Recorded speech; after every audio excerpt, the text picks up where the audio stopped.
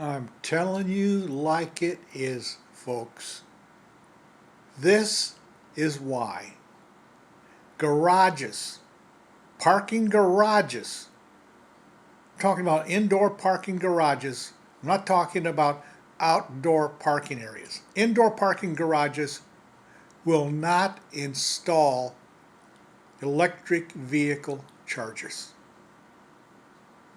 They're crazy if they do. If they do, they haven't thought it out. They have an electric charger in the garage. Suddenly, the vehicle catches on fire. The whole building's going to catch on fire.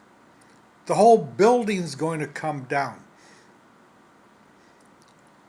I wouldn't move in to an apartment building that had a parking garage that offered electric vehicle charging. I do not want to wake up in the middle of the night, alarms going off, and this happening in the basement.